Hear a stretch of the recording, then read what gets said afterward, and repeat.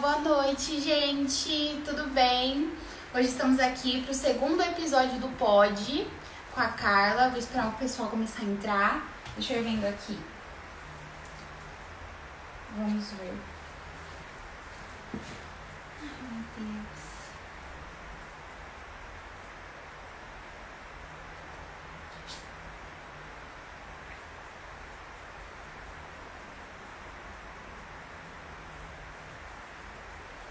Olá, boa noite.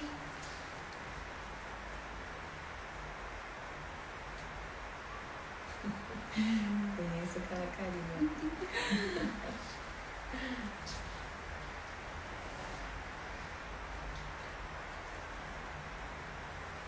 Aqui, vamos lá.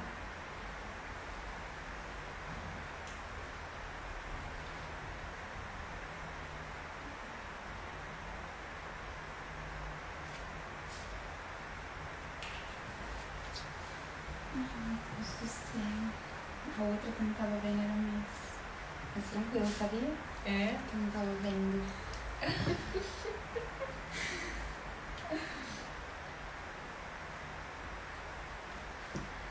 Boa noite, gente. Bom, hoje nós estamos aqui com a Carla. Um prazer ter você aqui. Eu agradeço a oportunidade. Prazer é meu. Imagina. Hoje a gente vai tratar de um assunto que eu particularmente julgo como essencial. Quem acredito que ficou verificando ao longo dos dias o seu trabalho, o pessoal acessando, viu o que é uma análise corporal. E a gente vai falar sobre isso, né? Mas a análise corporal, ela serve para tudo. E, inclusive, no meio jurídico, ela é uma ferramenta que você pode usar benéfica para você como advogado, né? Acredito que ela sirva muito. Sim. E é um tema que eu nunca vi ninguém abordar, é um tema diferente. Sim. E é muito interessante. E é um prazer ter você aqui. Espero que todos vocês gostem da nossa live. Foi um tema que a gente ficou pensando bastante. Foi bem difícil de elaborar as perguntas. Eu tava, meu Deus, o que eu vou falar? Mas a gente vai conseguir, vai ser maravilhoso. Vai sim. E eu queria que você começasse explicando pra gente o que é a análise corporal. Tá. Bom, na verdade, assim, eu também acho que é essencial pro caso jurídico, porque inclusive dentro da profissão, dentro do processo jurídico de julgamento, de casos, por exemplo, criminais e tudo mais, já existe uma avaliação que é baseado no corpo fala, que são especialistas que acabam analisando o gestual do réu ali, do acusado e tudo mais. Só que a análise corporal que eu faço, que é baseado no corpo explica, ela não tem como você enganar, porque tem pessoas que são tão psicopatas, por exemplo, no sentido da patologia clínica mesmo, da ausência de sentimentos, que ela inclusive finge e engana esse tipo de profissional. Mas dentro da análise corporal do corpo explica, não tem como você enganar, porque o formato do corpo é que te diz as características comportamentais daquelas pessoas. Então é muito interessante. Então assim, a análise corporal do corpo explica vem baseado num estudo que Freud começou. Né? Quando ele começou a estudar psicanálise, ele começou a padronizar certos comportamentos e ele fez uma nomenclatura. Depois disso, ele descobriu que existem 5 traços de caracteres que são desenvolvidos durante a gestação, da gestação até os 5, por volta dos 6 anos de idade. E esse processo é fisiológico, biológico e neurológico. É através de uma membrana, é um líquidozinho que se chama mielina. E ela é como se, vamos falar de um jeito bem fácil para o pessoal imaginar, todos os caminhos neurais que são feitos em várias quantidades, elas são fixadas, porque o nosso cérebro ele é planejado, ele já é programado para economizar energia. Então, toda vez que existe um caminho neural repetitivo, a mielina vai lá e é meio uma capinha ali. Aí imagina um fio desencapado que está sempre correndo uma eletricidade ali. Para segurança, para não dar um curto, a mielina vai lá e encapa. E essa mielina, ela comanda, ela protege, na verdade, todas as ligações neurais e ela vai descendo pela medula óssea. E isso demora da gestação até os 5 anos. Então, conforme ela vai descendo, ela vai dando percepção e controle. E aí, dentro desses períodos, existem 5 traços de caracteres que vão gerar uma dor existencial e, ao mesmo tempo, um recurso para lidar com aquela dor, né? E isso só foi descoberto, só foi realmente usado como ferramenta de comportamento humano agora, 5 anos atrás, pelo Corpo Explica, que é um grupo que realmente está, inclusive agora, eles conseguiram a aprovação científica do estudo. Então, o que acontece? Existem 5 formatos de corpo pré-definidos, que são pré-definidos por conta das dores, do mecanismo que o próprio corpo cria. Exatamente, exatamente isso. E aí você consegue, analisando 6 partes do corpo, que é formato de cabeça, olho, boca, tronco, quadril e pernas, você consegue fazer uma avaliação, que é a análise, que a gente chama de análise corporal, e dentro dessa análise a gente consegue pontuar a quantidade de cada traço que aquela pessoa traz. Então, existe um gráfico com 5 pontos, e aí existem picos. Tem gente que tem um pico muito elevado de um traço só, tem gente que tem os traços bem equiparados, né? Mas, de qualquer maneira, todos nós, seres humanos, temos os 5 traços de caracteres, com as 5 dores existenciais e com todos os 5 recursos, tá? E aí, por que isso é importante para a área jurídica? Porque é lógico, você não vai ter ali uma ferramenta de ficar olhando e pontuando, ninguém, né? Vocês não vão ser analistas. Mas você sabendo basicamente o formato do corpo, principalmente o rosto mostra bastante, mas o formato do corpo, você batendo o olho em qualquer pessoa, em qualquer lugar deste planeta, você vai saber qual é a predominância comportamental daquela pessoa. E com a predominância a gente consegue criar formas de, por exemplo, na área jurídica, eu estou dentro de uma audiência, eu percebi que o meu juiz ele tem tal característica. Eu consigo agradar de certa forma, meio que falar pela linha que ele quer. Sim. E isso me traria algo benéfico como advogada. Com certeza. Inclusive, tanto em relação à forma de falar com o juiz, como também a forma de falar com um júri ou a forma de falar com o próprio acusado ali. Porque todo mundo mente. Todos os traços vão mentir. Mas cada traço tem um motivo, uma motivação para mentir, né?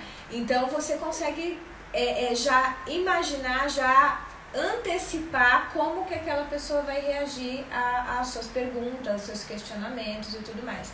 E o juiz, ele é parte principal do processo. Então, quando o advogado ele tem essa noção, ele sabe, ele bate o olho no juiz, e dependendo do formatinho dele, ele fala, essa pessoa, apesar de ser juiz e tá ali carrancudo, ele é todo redondinho, então ele é emocional. Então eu vou pelo lado mais emocional, vou fazer com que ele se emocione com o que eu vou dizer, porque eu sei que eu vou tocar ele de uma forma mais profunda. Entendi. Então a gente consegue, por exemplo, se eu tô conversando com o meu cliente, eu consigo ver se o meu cliente está falando a verdade, se o meu cliente está mentindo, se ele está sendo sincero, e a gente tem ali um jogo limpo, porque a gente precisa ter o jogo limpo, né? Sim. É claro, a gente não pode dizer que isso é 100%, porque existem pessoas que são realmente manipuladoras e não tem nem como a gente definir isso. Mas você já sabe como ela vai se comportar, porque o corpo dela não mente. Sim, ela pode até tentar, mas ela não consegue te enganar, porque você sabe exatamente do jeito que ela se comportaria naquele caso. E quais são os 5 traços? Então vamos lá. Existem 5 fases. Quando a gente está na barriga da mãe, inclusive as pessoas não sabiam disso, achavam assim que o bebê só sente qualquer coisa depois que nasce. Não, hoje a neurociência já sabe que até o que a mãe come, o bebê sente o gosto e faz carinhas, se gosta, se não gosta, então ele está ali completamente ativo. Dentro da barriga da mãe, eles não. Qual é a percepção de um bebê, né? De um feto? Ele tá sozinho, ele não tem como criar uma emoção. Ele não tem convivência com ninguém. Então, a mielina, ela tá fixada. Só um minutinho. É que a gente tá aqui cheio de convidados. Nós estamos com convidados aqui. Desculpa. Mas enfim, eles estão empolgados aqui. Então a mielina, ela tá na base do crânio e ela não tá espalhada pelo corpo, porque a pretensão e a prioridade é fazer com que o cérebro comece a comandar todos os processos corporais. Então, dentro da barriga da mãe, na gestação, o traço é o esquizoide. Não se assustem com os nomes, tá? Como eu falei, foi Freud quem criou isso. E para manter a base científica, eles continuaram usando. E eu vou falar nomes aqui que podem parecer patologias, mas não tem nada a ver com a patologia clínica da doença em si, tá? São traços que a pessoa tem, todo mundo tem. Todo mundo tem, tá? E eu vou explicar um pouquinho de cada. Então, assim, o esquizoide, ele é formado dentro do útero da mãe. As pessoas esquizoides são magrinhas, normalmente bem magrinhas, a ponto de ficar parecendo osso. Eu sou esquizoide, então, né, vocês estão vendo aqui. Então, é um rosto mais afunilado, bem magrinho, tem olheiras profundas, normalmente usam óculos, tem uma testa mais alongada e normalmente são até curvadinhos, assim, eles não têm energia nenhuma no corpo. E isso acontece, esse traço, quando ele fica predominante, você já bate o olho e sabe que aquela pessoa tem medo da rejeição. Porque ela foi rejeitada. Porque ela entendeu que ela foi rejeitada na gravidez. Então, assim, aquela mãe passou uma gravidez difícil. Pode ser que por doença, tem mulheres que têm hipertensão, tem mulheres que têm doenças de gravidez de alto risco, então ela tem que ficar o tempo todo em repouso, e aí qualquer dorzinha ela já acha que ela vai perder o bebê. Então, isso não é rejeição, inclusive é muito amor, né? Mas a criança se sente desconfortável e ela entende que ela está sendo rejeitada, né? Do jeitinho dela ali, ela entende que ela não é bem-vinda. Então, toda vez que ela se mexe dentro do útero, o que acontece? O sistema de funcionamento do corpo da mãe dá prioridade para a mãe. O bebê é só um processo ali que ela está passando. Então, quando o bebê mexe, ela lembra que ela está grávida, se preocupa, ou tem algum mal-estar, ou até uma certa rejeição, porque tem mulheres que não gostariam de estar grávidas, enfim, né? Elas criam uma tensão e o corpo dela reage tirando todo o sangue do útero e enviando para as extremidades dela, cabeça, pés, mãos, porque é uma reação química, né? E aquele bebê fica desconfortável, o útero contrai e ele fica todo apertadinho. Se isso é uma sequência, se isso acontece frequentemente, ele começa a entender, ele começa a associar. Eu me mexo, aquela coisa ruim acontece. Eu me mexo, aquela coisa ruim acontece. Então, o que eu faço? Eu não me mexo. Então, ele fica o mais quietinho possível ali. Então, o corpo mesmo não vai ter energia nenhuma, fica tudo concentrado na cabeça. E ele fica ali sem querer se mexer. E isso fica gravado nas ligações neurais dele. E aí, isso dura até o primeiro mês de gravidez. Se o parto, o primeiro mês de vida, se o parto for difícil, também pode acontecer isso. Intensifica o esquizoide, tá? Ele sente aquela dor, aquela dificuldade de nascer e o esquizoide fica bem predominante. Depois de um mês de vida, vem a fase oral. E é oral por quê? Porque a mielina tá descendo da base da coluna, tá pegando o meio do peito, e é quando o bebê começa, tá ali já um mês sugando, amamentando e tudo mais, e aí ele começa a fazer as movimentações da mãozinha. Então você percebe que os bebês, mesmo novinhos, eles já enfiam a mão na boca, já quer passar a mão no rosto e tal, porque a mielina tá descendo. E aí, como eu falei, a mielina vai dando sensibilidade e controle, né? Sensação e controle. Então ali ele já começa a sentir. Só que existe uma ligação simbiótica entre bebê e mãe. Ela mesmo tendo o acompanhamento de pai, irmãos, vovô, vovó, ela não entende isso. Para ela, o universo dela é a mãe. O cheiro, o batimento cardíaco, a voz da mãe é o que ela reconhece como o universo dela ali. Aquela mãe, ela não consegue ficar 24 horas por dia do lado daquele bebê. Não tem condição.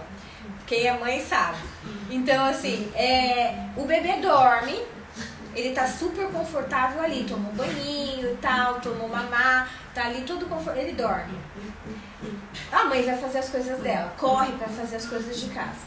Esse bebê acorda, normalmente sozinho. Sim. E aí vem aquela sensação, fui abandonado, estou sozinho, eu sinto frio, né? E ele não sabe o que fazer, ele tem aquela sensação de perda, de abandono, ele começa a sentir uma coisa esquisita.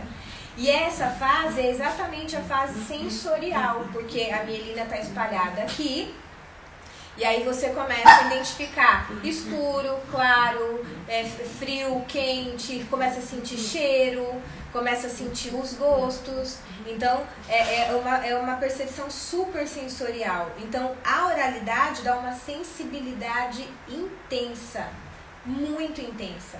Então, tudo é muito intenso para uma pessoa que tem um traço de oralidade predominante. E o que é, como que o oral se formata? Fofinho.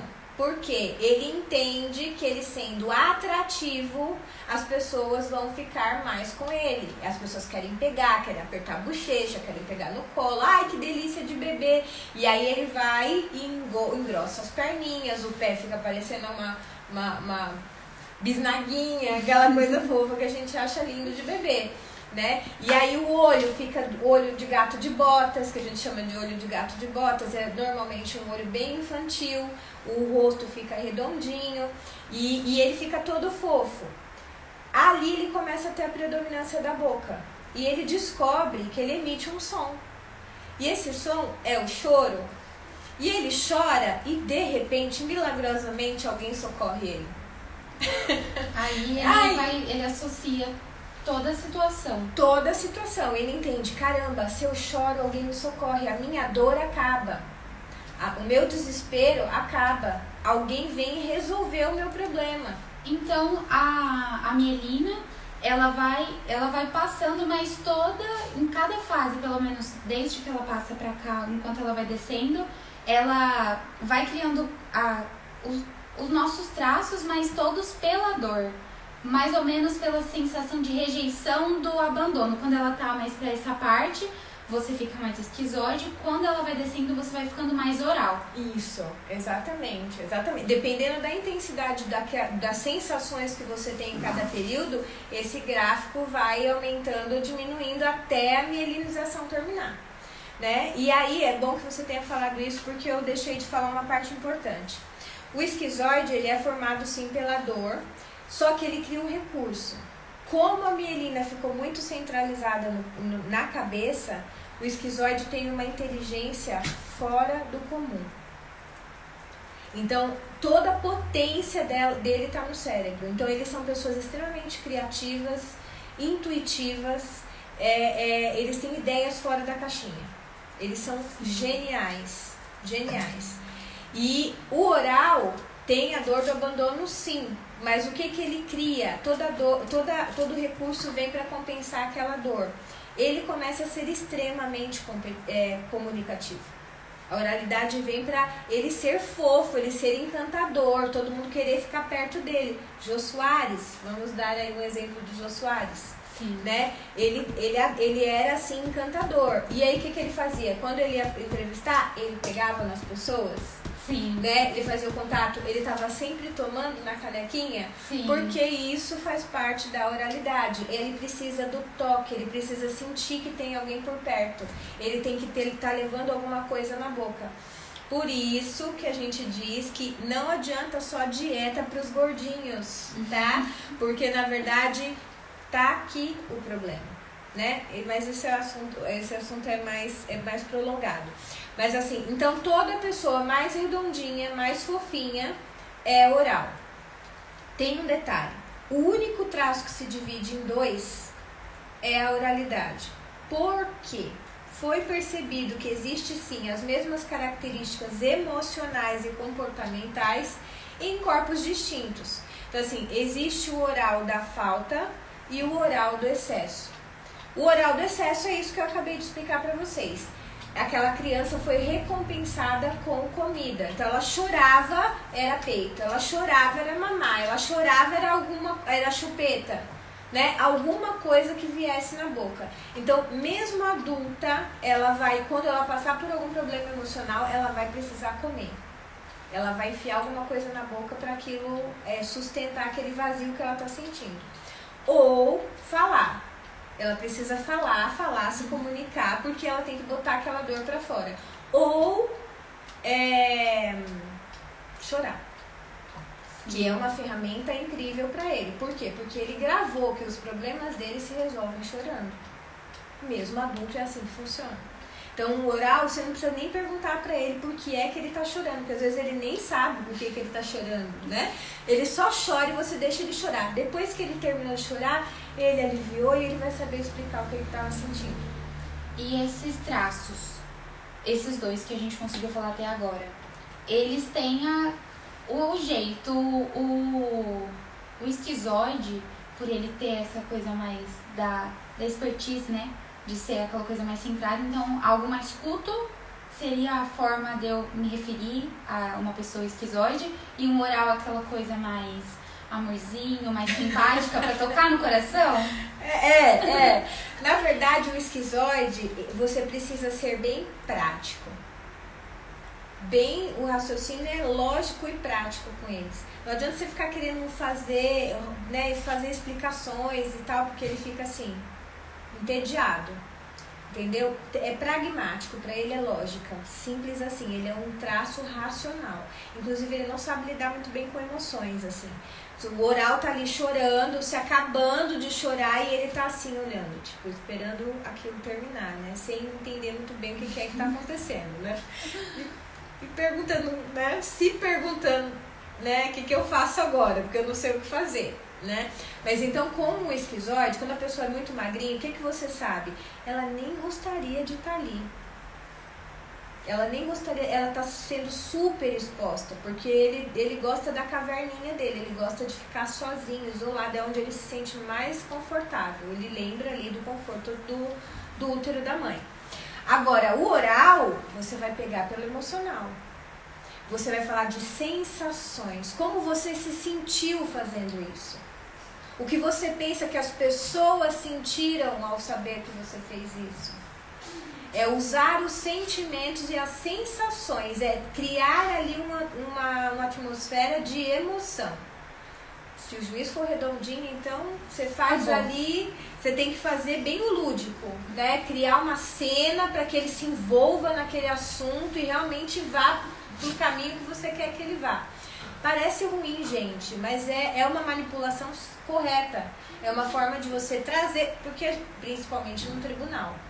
Você está ali defendendo o seu lado do caso, né? Então, é uma ferramenta, assim, de articulação para que aquele juiz olhe para você do jeito que você quer que ele olhe. E pode ser até um diferencial. Um advogado que sabe fazer essa manipulação, a probabilidade de você ter muitos acertos em diversos casos é muito grande, porque você consegue fazer a manipulação das situações. E eu, particularmente, não consigo ver isso como ruim, porque a advocacia é a melhor história que você vai contar. Qual dos dois lados vai contar a melhor história? E você vai ganhar a pessoa que conseguir contar a melhor história. Exatamente. Se você consegue ter ali um joguinho ali no meio... Convencer quem vai julgar, né? Quem vai decidir. Exatamente, ferramentas, né? Exatamente. E isso, o mais interessante de tudo isso, Isa, é que você não precisa conhecer a pessoa. Você só precisa olhar para o formato do corpo dela e você sabe o padrão de funcionamento dela. E consegue articular as coisas para tirar dele o melhor que você precisa e fazer com que quem está vendo também entenda do jeito que você quer que entenda. E os outros traços? Então, aí depois a oralidade vai até 1 ano e 2 meses, mais ou menos. Aí a criança já começa a interagir um pouco mais com o mundo. Ela começa a andar, ela já começa a balbuciar algumas palavras, já tá falando papai, mamãe e tal.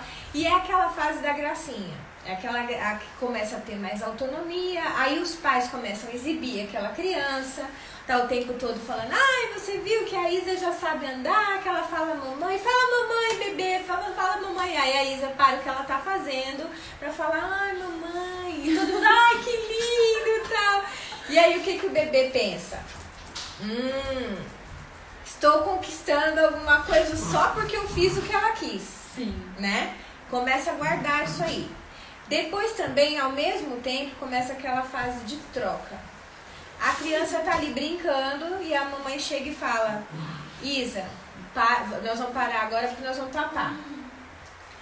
Ah, não quero papar porque eu tô brincando e tal, começa a chorar. Não, depois do papar você volta pra brincar. É uma troca. Tá Sim. bom, eu vou fazer o que ela quer porque depois eu tenho o que eu quero. Chega na hora do papar, o que é mais gostoso? A sobremesa. Claro. Aí a mamãe primeiro come todo o papá, depois vai comer a frutinha, depois vai comer a sobremesa, tomar um suquinho, tá bom? Eu faço o que ela quer, eu tenho o que eu quero. Então, nessa fase, começa a se criar o terceiro traço, que é o psicopata. Não se assustem, todos nós temos um pouco de psicopata na vida, né? E que não tem nada a ver com a patologia. O que é o psicopata? No oral, que é um traço completamente emotivo, inclusive me voltou aqui, o oral da falta, a diferença dele é que ele é todo redondinho também, só que ele é magrinho, ele não engorda, ele engorda a barriguinha, o rosto é redondinho, ele tem até o lábio maior, mas ele sente uma necessidade, também, a dor também é do abandono, mas é porque ele sente falta de afeto. O oral do excesso, ele teve muito afeto. O da falta, pouco afeto. Órfãos, crianças que nascem e vai ter que ir para a incubadora logo de cara, não tem aquela proximidade, né, logo depois do nascimento. Pessoas que perdem a mãe, e aí a avó que cria não tem o peito, e aí é só mamadeira. Enfim, existe aí uma diferença, me veio agora que eu não acabei não falando. Mas vamos voltar lá para o psicopata. Aí o psicopata, ele precisa voltar a ser racional. Por quê? Olha só, Isa.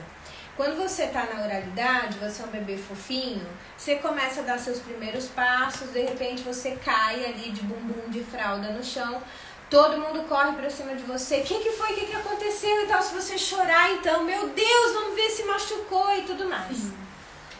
Depois disso, você começou a andar, tá mais articulado e tal.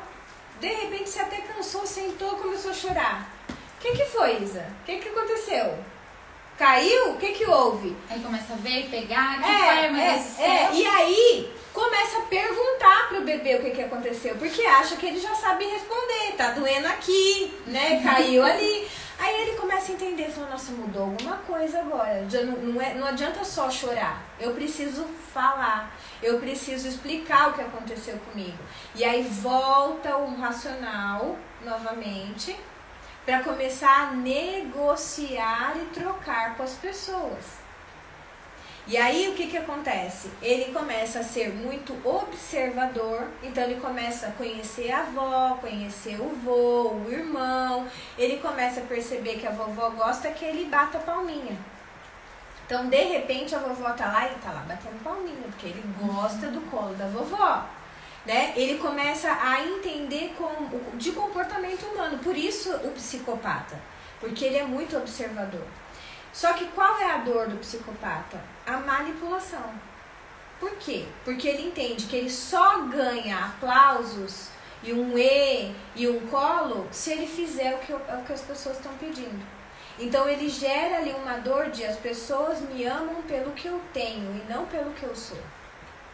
Pelo que eu faço e não pelo que eu sou. Então a dor deles é a manipulação. Então o psicopata ele está sempre observando, é o traço mais desconfiado e é o que a gente sabe que tem mais facilidade de mentir, porque ele é mais frio. Ele tira a emoção, porque ele entende que com a emoção ele sofre, ele entende isso, que ele sofre. E aí ele tira completamente a emoção da frente, não que ele não sinta, viu, gente? Ele sente, mas ele não dá prioridade para a emoção. É razão. Então, aí você vai gerar aí uma pessoa que vai negociar muito bem, que vai ser um ótimo vendedor, que vai ser um ótimo advogado. Pelo manipular a situação, a troca. Isso, a troca. Ele entende o mundo em trocas. Essa é a linguagem dele. Ele entende que se eu te dou alguma coisa, você tem que me dar alguma em troca. Eles não gostam até nem de ganhar presente, porque eles entendem assim, o que essa pessoa vai querer em troca? Né? O que essa pessoa vai querer de mim? Quando ela pedir, será que eu vou conseguir pagar? Ele não gosta de dever nada pra ninguém. Então, ele tá sempre buscando status. O psicopata, ele tá sempre... Inclusive, ele tem um peitoral maior, porque a mielina tá na cintura, então ele cresce. Sabe aquelas pessoas de academia que ficam um triângulo assim? Sim. O psicopata é um triângulo invertido. Então, é aqui no rosto, é aqui no ombro, é no bumbum e nas pernas, né? Então, ele tá sempre fazendo um triângulo para baixo. Então, aquela pessoa que é muito grandona aqui em cima e fininha embaixo é um psicopata, né? E aquele... Vou falar, Faustão. Psicopata. Ele é psicopata. Mesmo ele sendo gordinho, porque ele tinha muita oralidade também, o traço predominante é o psicopata, porque ele é grandão em cima e bem fininho embaixo. E você vê como é que ele articula, ele não deixa nem as pessoas falar. Sim. E mesmo assim tá anos na televisão, sucesso. É um dos maiores nomes do jornalismo, né? Da televisão. Então, o psicopata, ele é muito popular. Ele consegue articular com muitas pessoas. É aquele cara que vai chamar você pro final de semana e vai falar, vamos fazer um churras em casa? Vamos, eu dou a casa, vocês trazem o resto. Sabe assim? Da minha parte já tá feita. Da minha parte já tá feita. E é assim que funciona. E ele é aquele cara que se ele precisar chorar pra te convencer, ele vai chorar. Mesmo ele não sentindo absolutamente nada. É só, eu quero isso... Eu vou conseguir isso que eu quero. Se pra isso eu preciso chorar, eu vou chorar. Entendeu? Então, dentro de um tribunal, por exemplo, se você pega um juiz que você percebe que ele é todo triangular, né? Tem a cabeça triangular, o corpo mais triangular, você sabe que ele não vai ficar querendo escutar historinha. Não adianta você vir com emoção pro lado dele. O negócio é mostrar razão e colocar tudo assim como se fosse um comparativo. Para ele entender a troca entre o certo e o errado dentro daquele caso. O que é que você está querendo apontar? E sempre usando, lógico, assim, inteligentemente, um temperinho de elogio para ele. Assim, aumentando o ego dele, porque é ele quem vai decidir. Estou expondo ao senhor porque o senhor precisa ter essas informações, né? Eu sei que o senhor é extremamente competente, alguma coisa na linguagem de vocês, mas assim, fazendo com que ele entenda que ele está por cima. Que ele é o melhor, ele que manda. Ele é importante. Sim. Entendeu? Ele é extremamente importante. Então, assim, o psicopata, ele ganha, ele entende que ele é maior pelo que ele tem. Então, ele sempre vai buscar uma liderança, um status maior.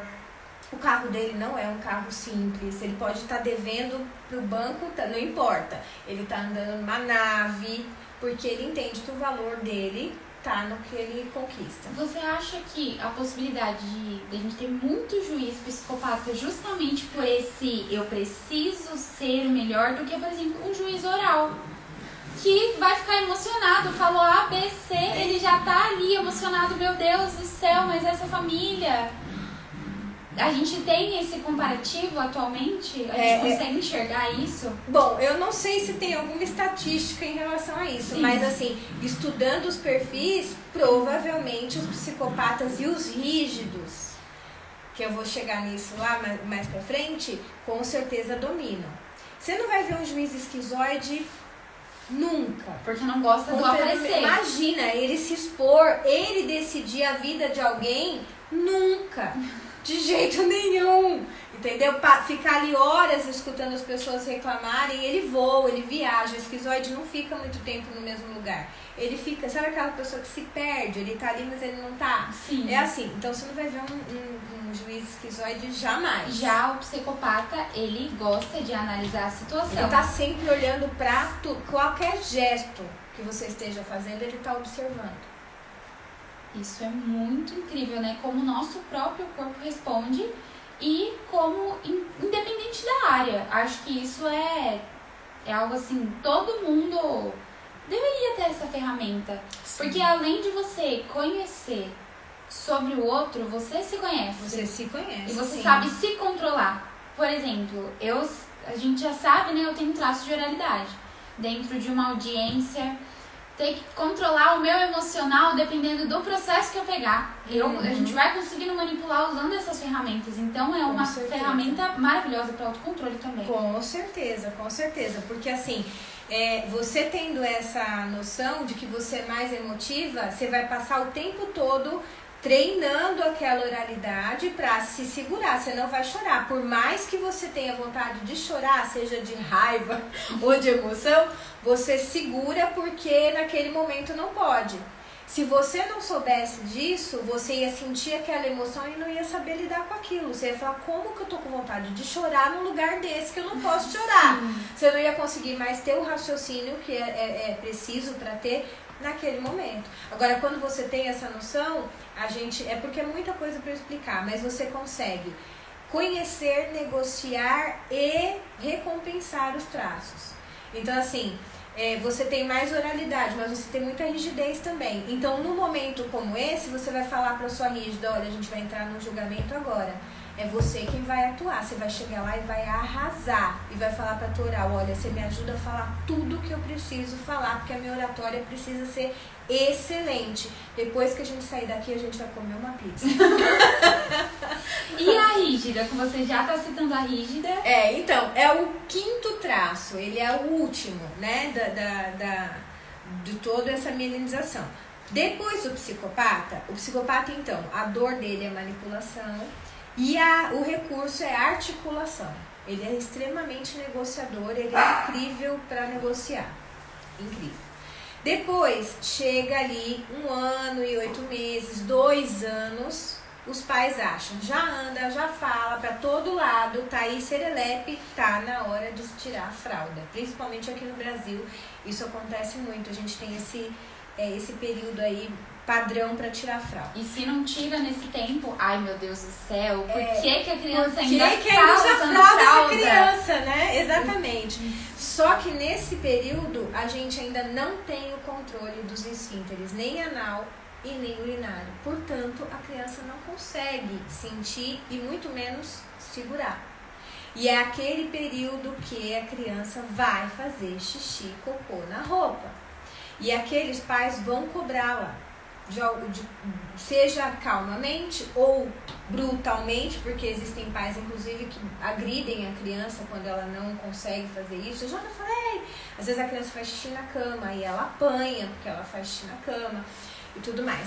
Qual é a sensação daquela criança? Eu sou incompetente.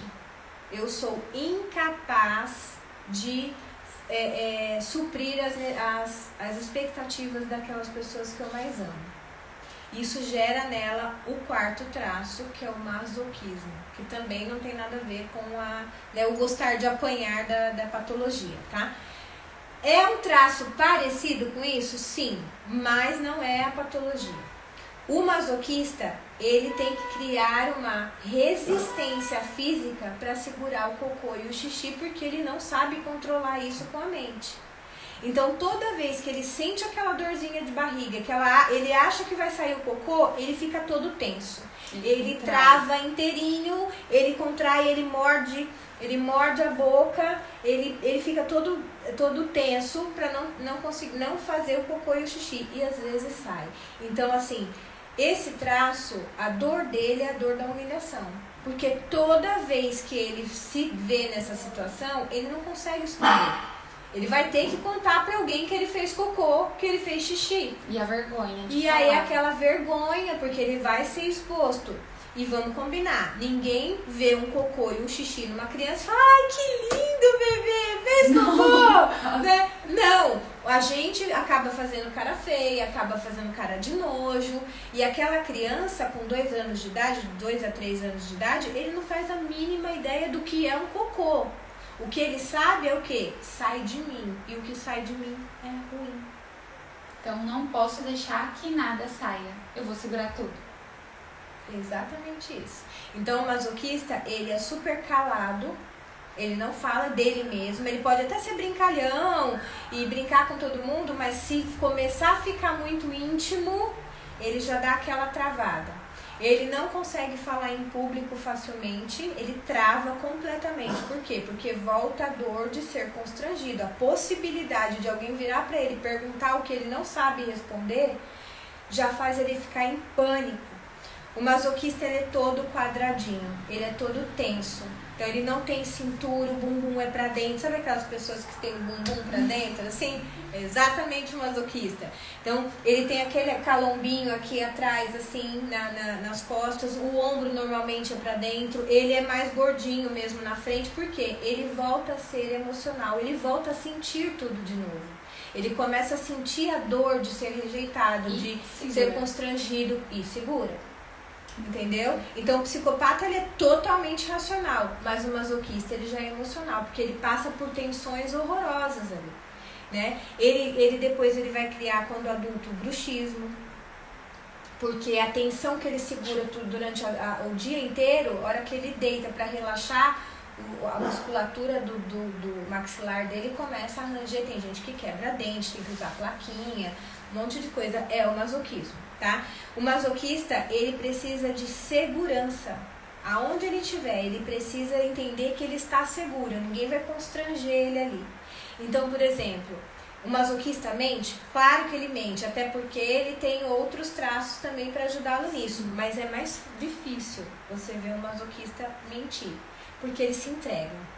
Ele fica extremamente tenso, ele sua frio, ele fica assim rangendo, isso aqui fica tenso, ele fica nervoso, porque ele sabe que alguém pode virar pra ele e falar, você tá mentindo.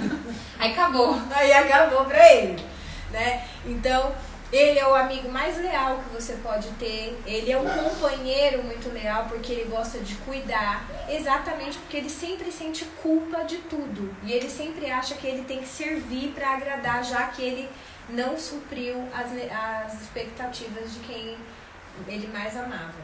Então é um traço bem difícil, mas é um traço que também cria ali um recurso incrível, que é de organização e planejamento. Então o masoquista é aquele cara que ele vai saber organizar um evento enorme.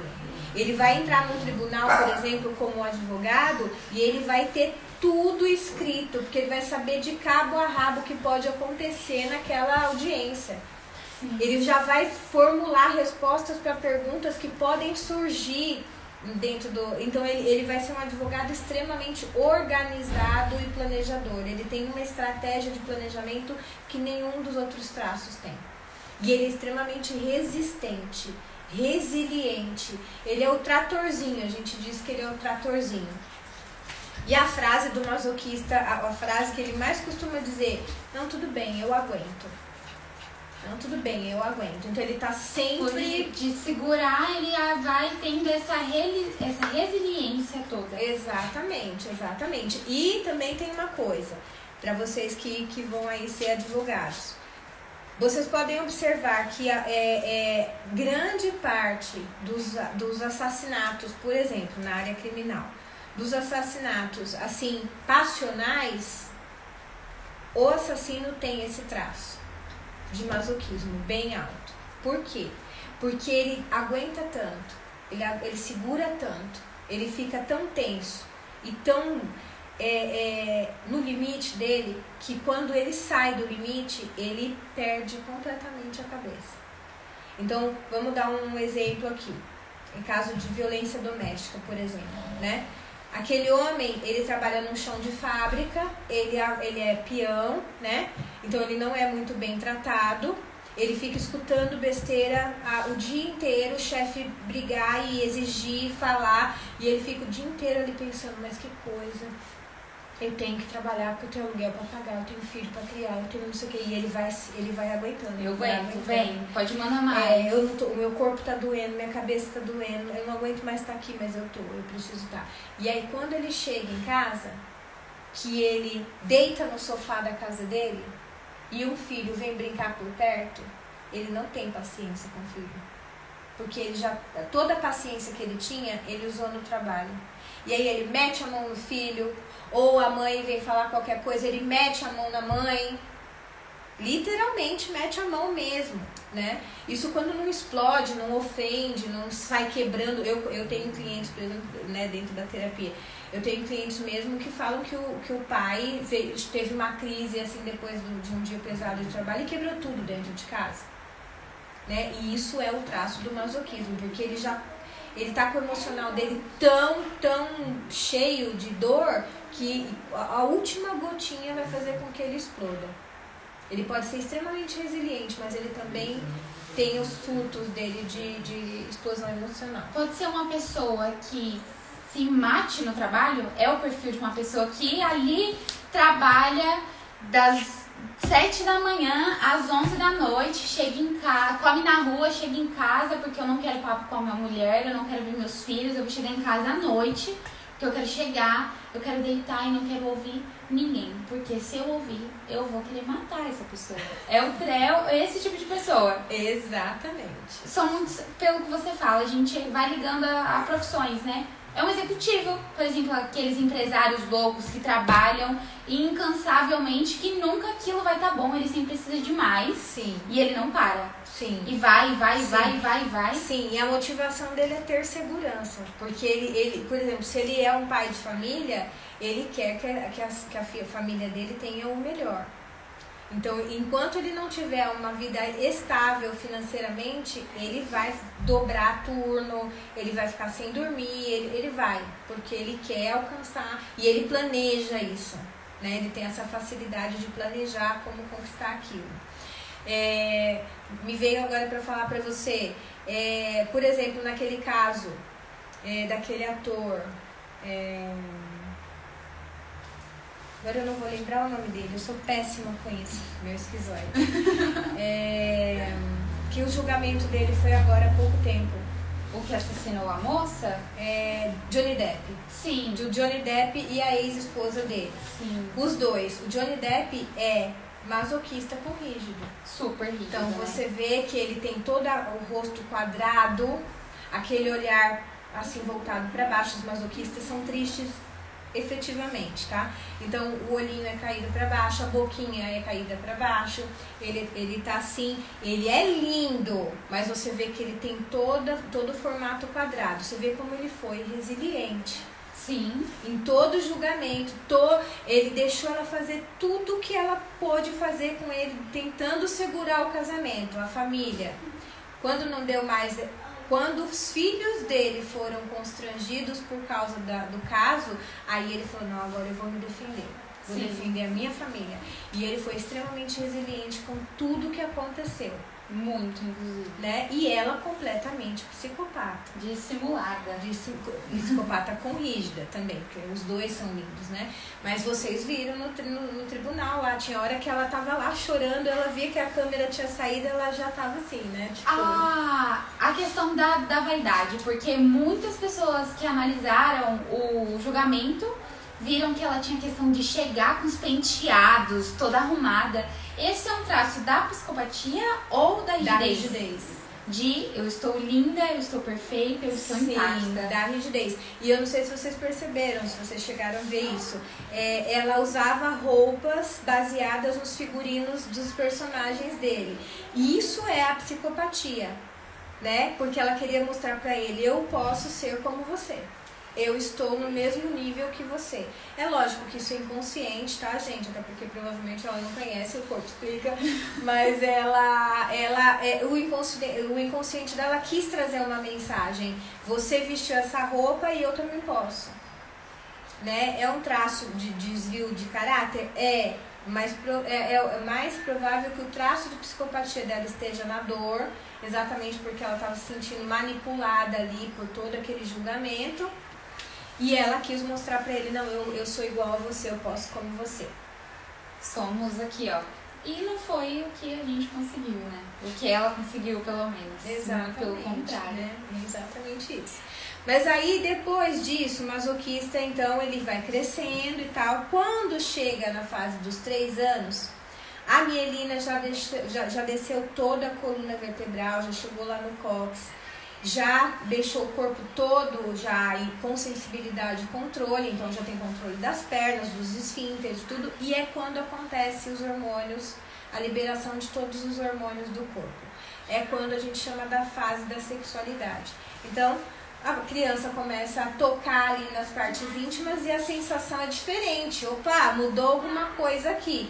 Inclusive tem até essa fase onde mais aparece aquela coisa da criança se masturbar e tudo. E às vezes os pais até se preocupam, mas não é uma anomalia, não. É só uma descoberta. Tem uma sensação gostosinha, né? Aquele choquinho diferente. E eles gostam de brincar. E aí nessa fase também é desenvolvido ali a sexualidade no cérebro. Então ela começa primeiro a se identificar que é menina ou que é menino e começa a ver o mundo em pares. E aí começa o que o Freud chamava de triângulo de Édipo. A menina se apaixona pelo pai e o menino se apaixona pela mãe. Porque afinal de contas, vovô tem vovó, titio tem titia, mamãe tem papai e eu quero um par também. Quem é o meu par? É a pessoa do sexo oposto mais próximo a mim. Então, acontece isso, né? Todo mundo passa por isso. Aí você pode falar, mas Carla, tem gente que foi criada sem o pai. É nessa fase que pode desenvolver a homossexualidade? Isso está relacionado ou não? Não está relacionado. Não. Existe sim uma tendência quando aquela criança, por exemplo, agora mais do que nunca, né? O pai não está presente e o par preferido dela é a mãe. Porque é o que ela tem ali para se espelhar, para ela entender que é um exemplo de né, para estar com ela. Então pode sim influenciar. Pode sim influenciar, mas não é uma coisa que vem no teu, né, na tua mielina, não tem nada a ver, tem a ver com o teu funcionamento e o teu entendimento do ambiente que você convive ali, tá? Aí essa criança essa criança não tem o pai presente, mas ela tem uma história do pai. Ela tem uma figura do pai, uma lembrança do pai, porque às vezes fala, não, meu pai foi embora, eu tinha 3 anos, eu tinha 4 anos, não tem problema, você lembra do seu pai. Sim. E essa fase acontece, né? Às vezes é por ódio mesmo. Acontece por ódio mesmo, né? Aquele ciúme, aquela raiva porque ele me abandonou, principalmente se você tem um traço de oralidade já bem forte, fixado em você. Aquele pai foi embora, ele me abandonou, não foi a mãe que ele abandonou, ele me abandonou. Então dói em mim o abandono. A rígida fica rígida para falar, você vai voltar para mim. E eu vou ser linda e maravilhosa, você vai ser apaixonado por mim e você vai voltar por mim, porque você me abandonou e você vai ter que voltar. Entende? Então o nosso cérebro é uma máquina potente. Então a rigidez é o último traço, é o traço racional também. É quando ela pega toda a potência dos outros traços e fideliza a tua personalidade. É quando bate o martelo ali de como você vai ser. Se aquela criança tiver um pai muito amoroso, muito presente, mesmo que não seja fisicamente, mas ele seja um pai que está sempre, né, tá sempre falando com ela, e ela tem um amor muito grande por esse pai, essa rigidez vai lá em cima. Qual é o formato do corpo do rígido? Ampulheta. É o corpo perfeito. Então, assim, perfeito pelas nossas normas de estética, né? Mas é aquela mulher que tem aquela cintura violão, aquele quadril maior, uns pernões torneados e tal, um rosto muito harmônico. Você vai falar de beleza? Não, um rígido não é sempre deslumbrante, não, mas ele é todo harmônico. Alguma coisa nele você olha e você fala, nossa, bonita essa pessoa, nem que seja uma beleza exótica, né? E é erótica também. Né? Porque a sexualidade impera no traço de rigidez. Os rígidos precisam de sexualidade, assim como a oralidade precisa do choro, a rigidez precisa da sexualidade para se manter em equilíbrio também. E o homem, aquele homem todo torneado, né? Que fica lindo, assim, Brad Pitt, por exemplo. Você vai falar de um homem bonito, Brad Pitt, por exemplo, Angelina Jolie. né? Então, assim, entre os atletas e entre os atores, os artistas, os rígidos imperam, porque é o traço que se sente pronto. Ele se sente pronto para brilhar. Ele quer estar lá no alto. O holofote nele, por favor. Por favor, porque eu sou perfeito, entendeu? Por quê? Porque dentro daquele momento que ele começa a se apaixonar ali, ela, por exemplo, né, se apaixona pelo pai, o que ela pensa? Preciso conquistar este homem. Ele precisa me amar. É claro que não tem essa malícia, gente, da sexualidade, né? Vamos pensar nisso. Eu quero que ele venha dormir comigo, né? Ele não vai mais dormir com a minha mãe, ele vai dormir comigo. Só que você também precisa... Não pode brigar com a sua mãe, porque sua mãe é importante para você também. Então, sim, o rígido, ele triangula. Ele aprende nessa fase triangular tudo. Então, ele nunca vai tomar uma decisão de bate-pronto. Você quer matar um rígido, é falar pra ele, escolhe aqui, azul ou vermelho. Ele fala, ai meu Deus. Porque na cabeça dele, ele pensa, tá, e se eu escolher o azul e se for o vermelho? Não tô entendendo. E se eu escolher o vermelho e depois me arrepender e querer o azul? Ele fica numa dúvida incrível. Por quê? Porque ele foi programado pra não perder. Ele não quer perder. Ele tem que sempre ser o melhor. Ele sempre tem que ser o maior. Melhor. Por quê? Porque nessa triangulação, na primeira triangulação que ele teve na vida, ele perdeu.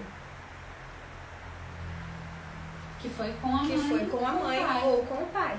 Porque por mais que aquele pai ou aquela mãe dizia que amava, passava o dia cuidando, dava o papá na boquinha e tal, na hora de dormir... Tchau, bebê, boa noite, papai tá indo dormir. E vai dormir com a mamãe. Acabou, né? E aí vem a dor do rígido, que é a dor da traição, ou da substituição, ou da troca, né? Então, assim, o rígido, ele pode ser lindo, deslumbrante. Você pode saber que ele é inseguro. E ele não se acha tão lindo assim, e ele acha que ele pode perder a qualquer momento para alguém mais bonito que ele quando chegar. Alguém vai chegar ali e vai roubar o par dele, ou o emprego dele, o lugar dele. E tem alguma forma que eu consigo convencer esse rígido que não, mas você é... Além do ego, né? Que obviamente o ego você vai ganhar, o rígido, mas algum outro mecanismo para ele... dessa indecisão, essa questão dessa indecisão do rígido, pra eu deixar mais branda essa indecisão dele? Tudo é autoconhecimento, Isa. Esse rígido, ele precisa ter a segurança de que a outra pessoa tá realmente ali com ele, a companheira, não vai largar, não vai abandonar e tudo mais. Mas intimamente ela sempre vai estar com a pulga atrás da orelha. A pessoa pode ficar 24 horas por dia do lado dele. Ela sempre acha que vai ter um momento que de repente vai passar na rua assim alguém e vai ser mais interessante. Porque é a dor inconsciente dela. Ela tá programada para agir desse jeito. Sim. Né? E aí a rigidez também traz para ela uma autocobrança absurda. Porque ela acha, eu tenho que ser o melhor. Então, para ser o melhor, eu preciso ser incrível. Então, os rígidos, eles estão sempre preocupados com a estética. Eles estão enfiados nas academias de musculação. Eles estão ali, estão sempre maquiados, estão sempre arrumando o cabelo. Eles não saem na rua sem estar bem arrumado, né? E o rígido, ele sabe que ele tem um sex appeal diferente, porque onde ele chega, ele chama atenção. Ele usa isso, mas ao mesmo tempo é meio que uma fachada ali. Ele tá sempre colocando o melhor dele pra fora, mas dentro dele ele tá sempre falando, você podia ter vindo melhor, você podia ter posto aquele outro sapato. Realmente. Ele tá sempre se cobrando muito. Então, assim, o rígido, ele tem a competitividade como o maior traço, o maior recurso dele. Então, eu falo que pode ser uma grande potência e uma grande burrice também. Porque o rígido é aquele tipo de pessoa que você não pode falar pra ele, eu duvido que você faça isso. Que ele vai querer, vai lá fazer. Ele vai falar, duvida? Então, peraí que eu vou fazer. E às vezes ele nem pensa que ele não tem necessidade de fazer nada pra provar nada pra ninguém. Mas você duvidou. Entendeu? Então, o rígido, ele tem essa coisa do ser o melhor sempre. E ele normalmente é muito bom no que ele faz mesmo, independente da área. Então, assim, um advogado rígido, ele vai ser aquele advogado impecável. Advogada impecável, que ela vai com a melhor roupa, com o cabelo, assim, ela vai passar, claro, num cabeleireiro antes, né? Ela vai estar com aquele anel, talvez o anel de formatura dela, assim, ela vai estar brilhando e ela vai usar os melhores argumentos para convencer aquele juiz, jogar todo o charme dela, mesmo que ela não tenha essa intenção, ela vai fazer, porque é do traço dela. E extremamente dedicada. O rígido. Muito, porque pra ele ser bom, ele tem que saber o que ele tá fazendo. Gente, a gente tá aqui batendo papo e não percebeu que o tempo da live, não. O Instagram, ele dá o tempo, né? Limite, pode ser a live. A gente aqui, ó, batendo papo, nem percebeu. A gente já compartilhou a primeira live. Nós vamos continuar aqui e depois eu vou fazer a junção dos dois pra estar postando pra vocês estarem assistindo completa a nossa transmissão, pra vocês não perderem nada, nem um minuto. E peço desculpa, não tava nem esperando, eu nem vi o tempo, gente. Eu também tô aqui falando sem parar. Até parece, a gente tá sendo extremamente produtivo porque a gente tá conseguindo entender. E eu queria saber, tem como, mesmo você não tendo, vamos supor, a pessoa ela tem muito traço de masoca com psicopata, mas ela ativar o rígido dela, mesmo que seja pouquinho ali naquela hora, ela consegue trazer esse rígido com força, mesmo não sendo um traço predominante nas características dela? Sim, mas quando você vê, como é que eu posso te explicar? Ela pode, até eu falei pra você sobre a sua oralidade e a sua rigidez. Então, se você tem consciência disso, você se programa. Você já viu aquele desenho Divertidamente? Já.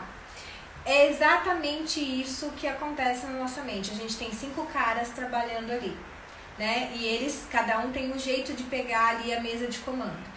Então, é claro que se você tiver a consciência disso, você manipula os seus traços para estarem presentes naquele momento. Mas a grande maioria das pessoas não é assim, né? Ela não é assim. Então, mesmo que você perceba, por exemplo, que um oral tá muito racional ali, ele é todo redondinho, mas ele está ali fingindo a racionalidade dele. Pode ser que seja o rígido dele ali, tentando manter a postura. Só que você sabe que ele é oral. Você consegue desestabilizar isso. Você consegue desestabilizar ele. Você começa a mexer com o emocional dele, o oral dele toma frente na hora. Aí o oral dele já não vai conseguir mais deixar os outros atuarem. O psicopata, a mesma coisa. O psicopata é o mais camaleão de todos os traços, né? Então, principalmente num momento como esse, em que ele de repente está sendo julgado, ou o juiz, ele está sendo observado, está todo mundo esperando, na expectativa do que ele vai achar de tudo, né? Então, provavelmente, ele vai colocar o psicopata ali na frente para ele se manter sóbrio, muito atencioso em tudo. Mas você vai olhar o formato do rosto dele. Se ele não for triangular predominantemente, você vai olhar o traço dele. Não, ele é mais quadrado, ele é uma masoca. Então, ele vai olhar detalhes. Cada detalhe para ele é extremamente importante. Então você, como conhece ali o masoquista, você sabe que ele é mais detalhista, você vai passar a sua parte com o mínimo dos detalhes para que ele te escute melhor. O outro já vai sair perdendo, porque ele não sabe disso, ele não sabe, a não ser que ele esteja assistindo ele não sabe que o que é importante para o masoquista que vai julgar ali, saber de detalhes. Agora, ele vai colocar o carão ali de psicopata ou o carão de rígido pra se colocar como juiz ali, né? A postura de juiz. Mas você olha no formato do corpo dele e você traz aquele traço pra frente e trabalha com a emoção dele ali. É aquela coisa, eu tô numa audiência, o meu juiz é um oral. Eu vou contar a história, nossa, porque... Vamos supor um roubo. A pessoa roubou uma comida no mercado. Isso é um crime. Sim. Não deixa de ser um crime. É um crime leve, né? Perto de todos que a gente tem, mas é um crime. Sim. Meu juiz, ele é oral. Ele estava passando fome. O meu cliente, ele tem filho. Ele precisava levar comida para os filhos dele. Ele não tá conseguindo arrumar um emprego. Ele deixou os filhos chorando em casa. Ele só roubou porque os filhos ficaram chorando. Ele entrou em surto e foi conseguir colocar um alimento na boca dos filhos dele. Meu juiz é um esquizoide. Ó, ele tá em uma situação difícil, realmente, ele teve um surto ali, ele entrou, roubou de tal e tal forma. Foi assim, pronto, reto, foi curta e grossa. Meu juiz, ele é masoca. Olha, ele saiu da casa dele, tal horário. Ele deixou 2 filhos, os quais os nomes são X e Y, junto com a esposa, porque a esposa também mora junto com ele. Eles são uma família ali, são 4 pessoas. Eles moram em uma casa de aluguel, em tal bairro. Ele se locomoveu até tal região. Naquela região, ele estava muito pensativo por toda a situação. Ele viu a forma com a qual todos os filhos ficaram dentro de casa. Ele entrou na loja que ele viu no mercado. Ele abriu, o mercado estava vazio, tinha apenas o caixa. É assim. Isso, no momento de desespero completo, lembrando do rosto dos filhos, ele realmente cometeu o furto e, enfim. O meu juiz psicopata, eu vou ter que, meu Deus, eu sei. Eu tenho que falar pra ele.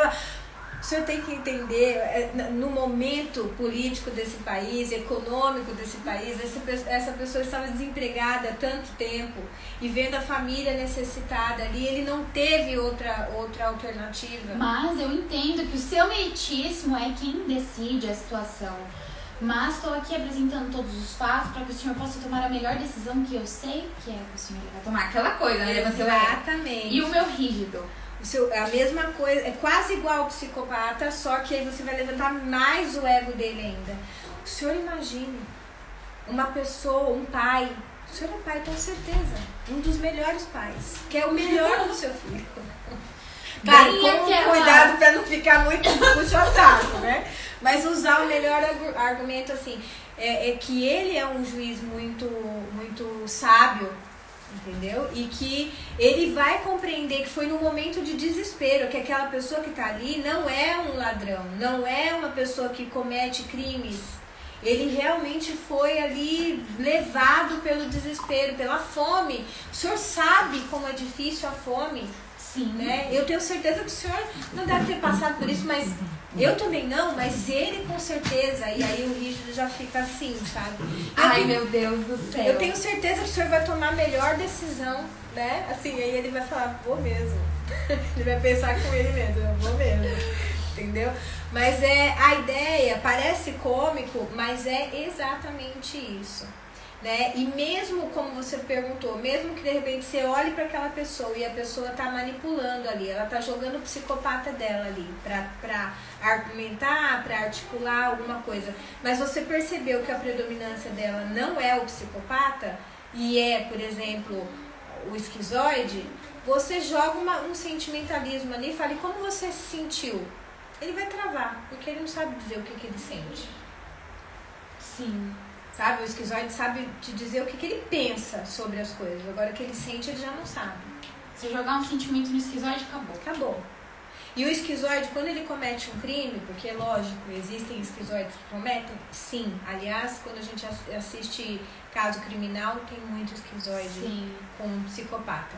Eles são muito reclusos, eles não têm, ele passa a ser basicamente sociopata, né? Se ele tiver uma criação muito rude, apanhar muito, sofrer algum tipo de abuso, tanto psicológico como físico, ele vai gerando ali um trauma e ele cria ali na cabeça dele uma necessidade de resolver aquilo. E como ele não é emotivo, ele tem uma tendência também a ter esses traços. Você falando disso, me veio na cabeça geralmente os casos de massacres, por exemplo, o massacre que teve em Suzano mesmo, as características dos meninos é o esquizoidismo. Eles são compridos, magros, e a imaginação, a inteligência para bolar todo o plano foi imensa. Para conseguir executar. Exatamente, porque assim, como a dor do esquizoide é a rejeição, e ele se sente rejeitado a ponto de não se ver em sociedade,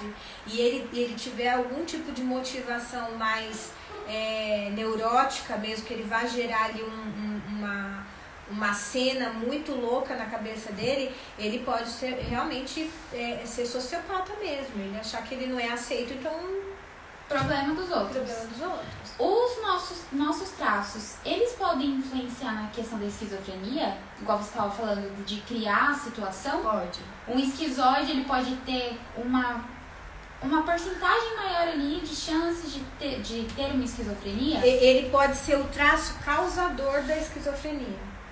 Porque o oral, por exemplo, o oral pode ser esquizofrênico, mas por quê? Porque ele teve o emocional dele tão mexido, que o esquizoide dele toma conta para meio que bloquear ali as dores do emocional e gera toda uma fantasia ali que pode sim criar uma esquizofrenia. É a fuga do mundo, né? A fuga, porque na verdade a esquizofrenia todo mundo tem, tá, gente? Aí a Carla meio louca, vocês não acham?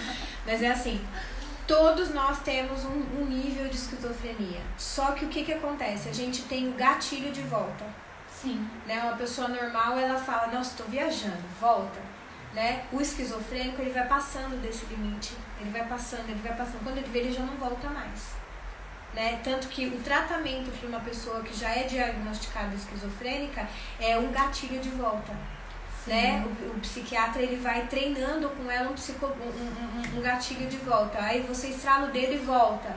Você olha uma luz e volta. Você pensa num pássaro e volta. E aí eles vão criando gatilhos para voltar. Tanto é que no estudo, na parte de perícia, as pessoas que estudam, que fazem a análise dos presos, de pessoas que cometeram assim, assassinatos chocantes, um esquizofrênico, eles explicam que eles têm picos.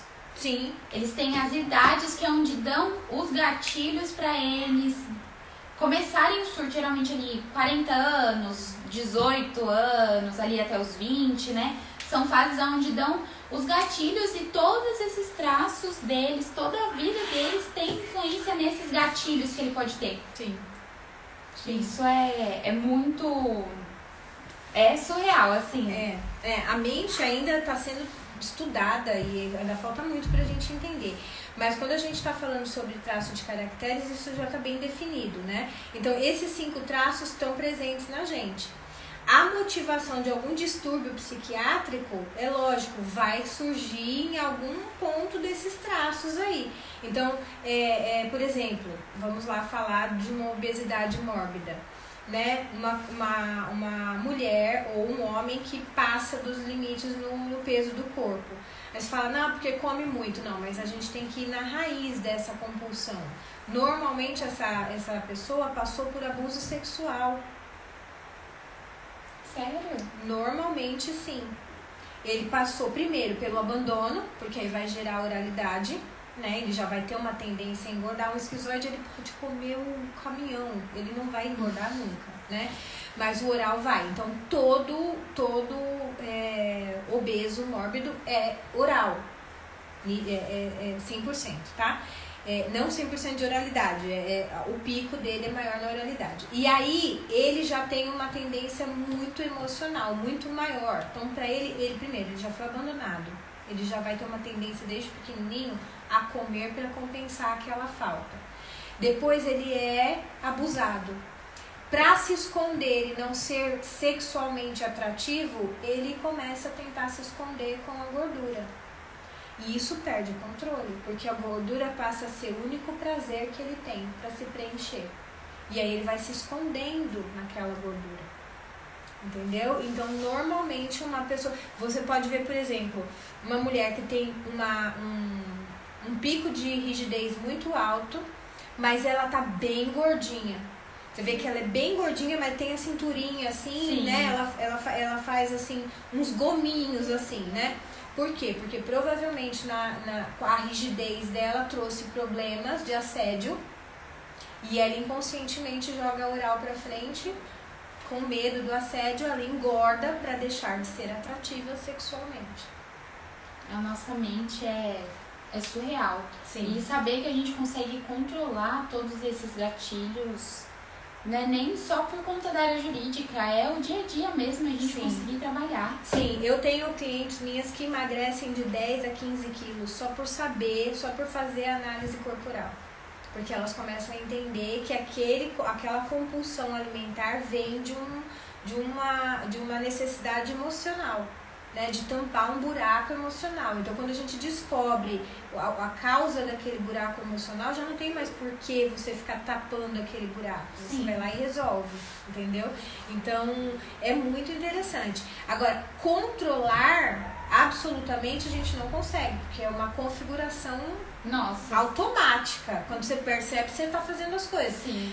Você tem a oralidade, então você mais do que ninguém sabe disso. Sim. É uma emoção absurda. A flor da pele. A flor da pele. Então, quando um oral, quando você vê um gordinho, né, vamos falar assim, um redondinho, falar, eu estou sentindo fome, ele não tá brincando. Ele tá sentindo muita fome mesmo.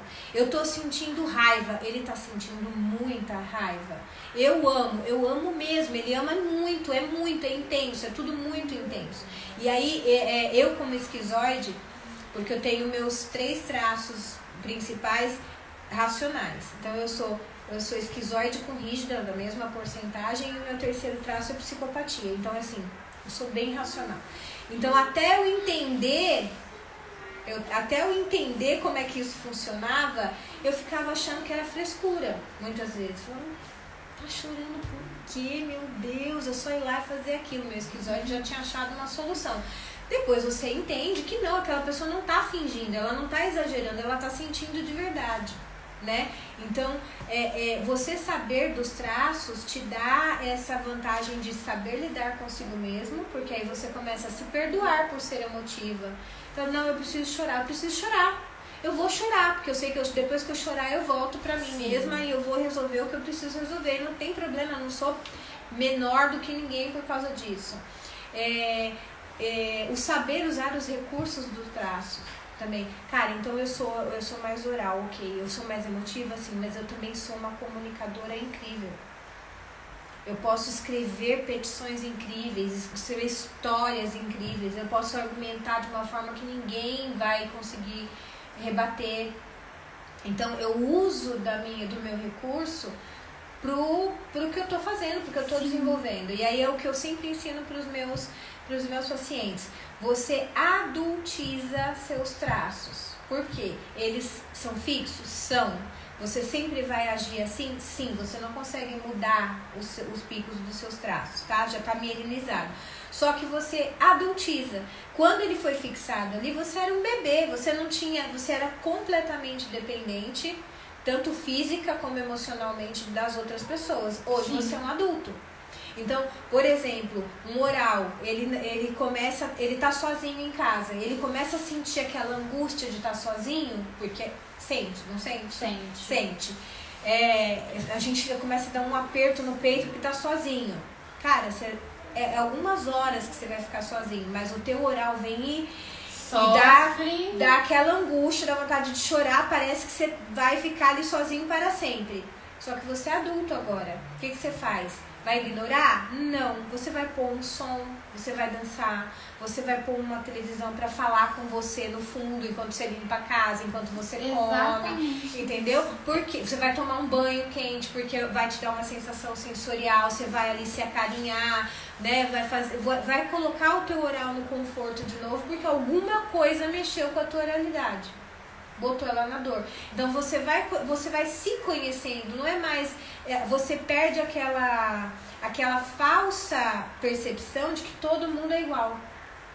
Quando você bate o olho em alguém fazendo alguma coisa muito diferente do que você faria, você fala, como tá agindo desse jeito? Como é que essa pessoa faz isso?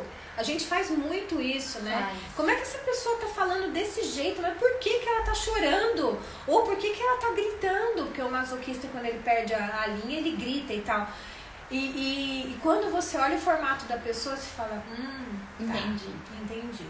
Tá na dor. O que causou aquela dor? Sempre conversa, né? Para um instante, vai perguntar o que é que tá acontecendo. Um oral, você olha no olho do oral, toca nele, fala, calma, eu tô aqui. Respira, pronto. Aí ele vai começar a chorar. Ai, meu Deus do céu. E passou. E depois daqui a pouco tá rindo. Exatamente. Bem, entendeu? O esquizoide, você deixa ele quietinho. Deixa ele quietinho, porque aí ele vai dentro da caverna dele, ele vai estar com ele ali, ele vai se acalmar. O psicopata, você precisa ir conversando com ele e falar, o que foi? Você perdeu no quê? Por que você está se sentindo passado para trás? Qual foi a troca injusta dessa vez? O que você tá querendo? Né? O masoquista vai falar, calma, você tá nervoso por quê? O que aconteceu? Você tá com medo do quê? Você tá inseguro por quê? O rígido, eu tô aqui com você, tá vendo que eu tô aqui, eu escolhi você. Calma, vai ficar tudo bem. Sabe? Então, você aprende a usar a linguagem correta pra falar com aquele carinha que tá na mesa de comando ali. É muito incrível isso, nosso corpo assim, e você citou a questão dos seus clientes.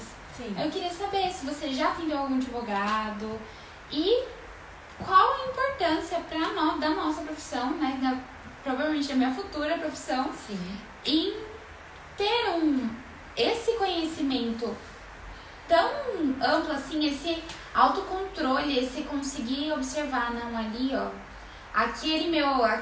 aquela pessoa que tá defendendo quem eu vou ter que acusar agora, ele tem tal característica, nossa, mas eu vou pegar ali, eu vou desestabilizar, não vou conseguir falar. Então é isso, vamos lá, bora. Dá uma segurança, né? Dá. Então, quando a gente combinou de fazer o podcast, que você me mandou mais ou menos o roteiro, e você perguntou se eu tinha atendido um advogado, você acredita que não? 5 anos de terapia e eu não peguei nenhum advogado. E, sinceramente, eu acho que é uma das profissões que mais precisa fazer terapia na vida. Sim. Nossa. Né? Precisa mesmo. E eu não cheguei nesse ponto, não consegui ainda convencer nenhum advogado a me procurar, quem sabe agora. Mas é muito importante. A importância é exatamente essa que a gente tem conversado aqui. É você conhecer o outro sem ao menos saber o nome dele.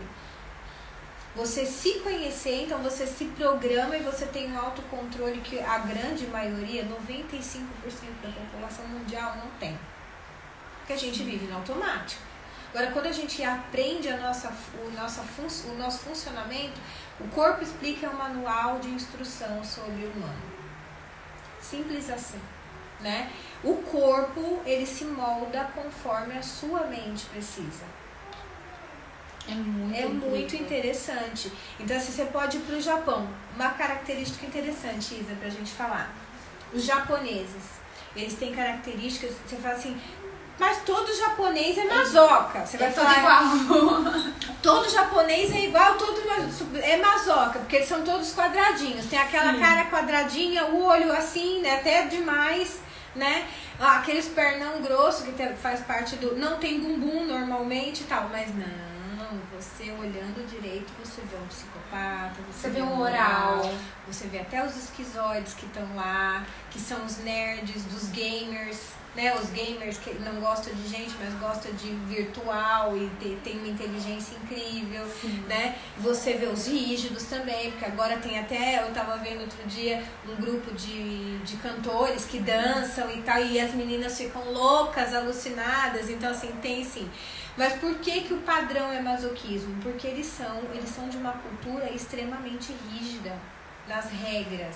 Sim. Né? Eles mantêm o tradicionalismo na criação das crianças muito, muito à risca. Né?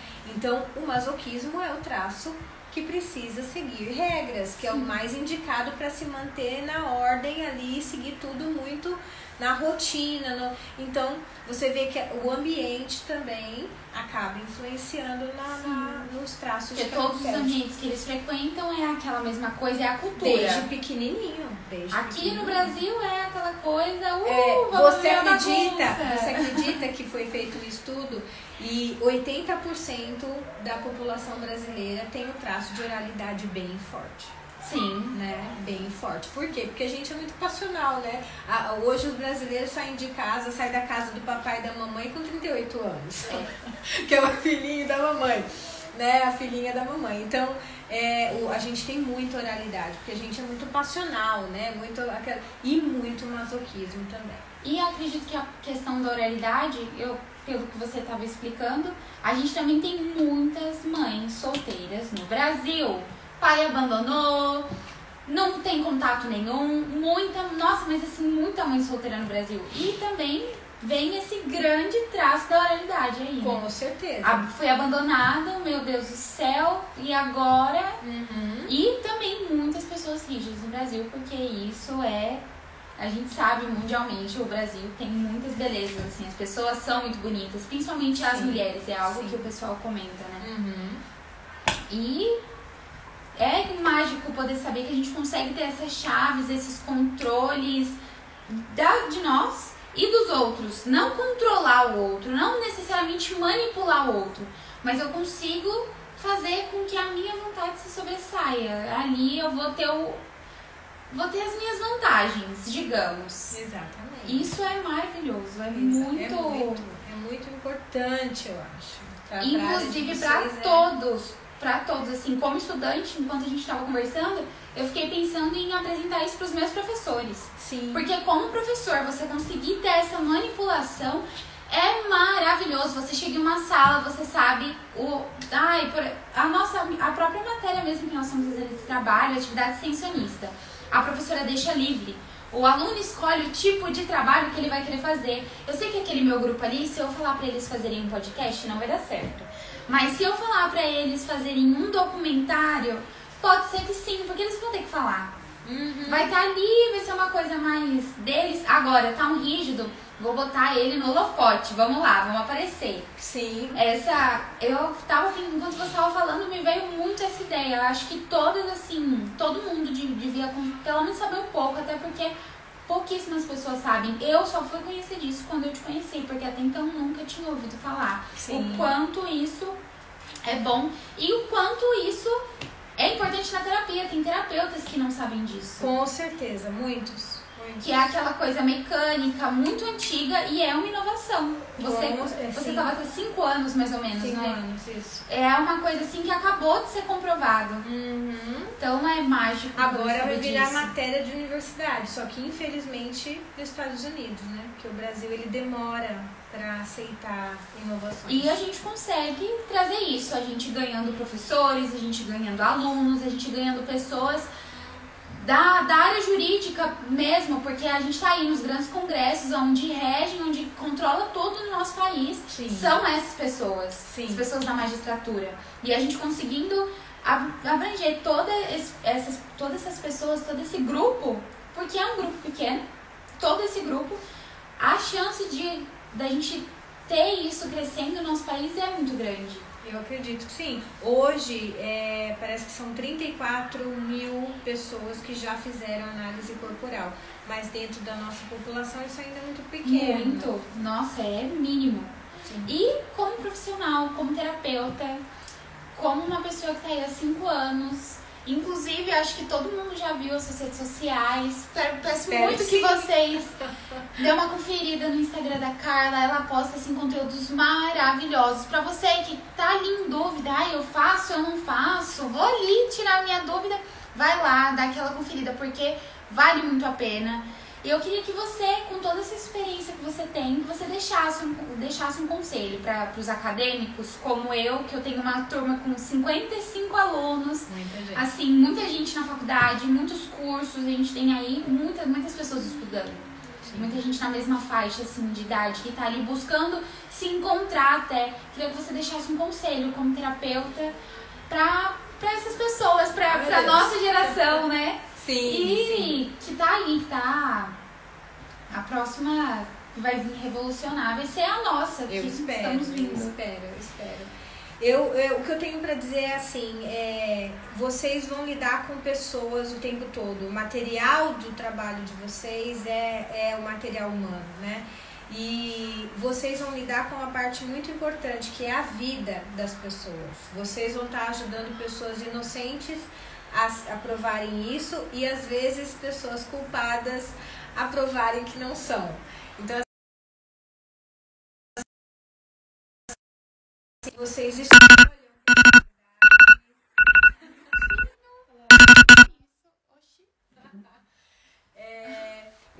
pela verdade. Eu sei que dentro da profissão de vocês existem certos momentos que todo mundo tem direito à defesa e eu acho que é válido, mas façam pela verdade, com o coração tranquilo, usem da ferramenta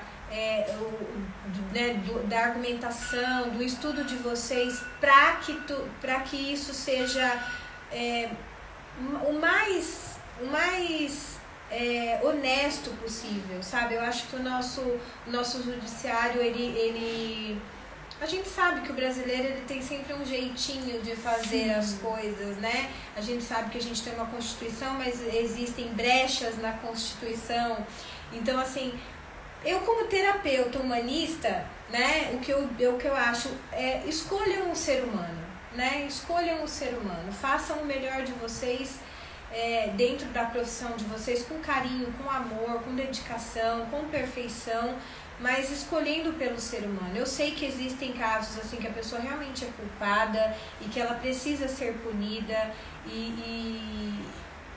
mas que ela sempre precisa de alguém para defendê-la de alguma forma. Sim, a gente não tá pra não fazer a pessoa não ser punida. A gente só tá porque todo mundo tem direito à defesa. Todo mundo tem direitos fundamentais. Nós temos direitos humanos. Foi criada a ONU aí, que é pra cuidar. Toda pessoa, ela tem, todo indivíduo, ele tem o seu direito ali. Sim. E a gente só vem pra fazer com que todos esses direitos sejam cumpridos, justamente porque a gente vive, vamos falar da nossa realidade, onde muitas pessoas não seguem aquilo que está na nossa Constituição. A gente vê juízes não seguindo, fazendo atos institucionais. E a gente vem justamente, pelo menos assim, para que isso não aconteça. Eu espero que essa nova geração venha mudar e deixar isso mais limpo. Vocês são extremamente importantes para a sociedade. A gente sabe que o advogado é o representante do leigo, que não entende de leis e que vive dentro delas, né? Então, o mais importante que eu acho de passar, façam terapia, por favor, façam terapia, né? Porque vocês lidam com pessoas, com vidas de pessoas. Eu sei que existem casos que, principalmente os criminais e os de família, né? Que eu sei que lidam muito, mexe muito com a emoção, vocês acabam se envolvendo, apesar de terem que manter isso o mais equilibrado possível, mas a gente sabe, vocês são seres humanos e precisa disso. Então façam terapia, procurem autoconhecimento, principalmente análise corporal, não precisa ser comigo, mas vá atrás de saber como é que funciona. Faça, porque você vai se conhecer, você não vai abusar dos seus traços, colocar seus traços na dor. Vai usar o melhor deles, que é o recurso, e também vai poder articular muito melhor dentro da profissão de vocês, porque vocês vão ter que negociar com outro advogado, com o cliente do outro advogado, com o juiz, com os jurados, né, numa parte que vai ter um júri ali popular. Vocês vão saber exatamente como que o júri tá ali, se o júri é mais psicopata, se o júri... Eu faço isso, por exemplo, consultoria empresarial.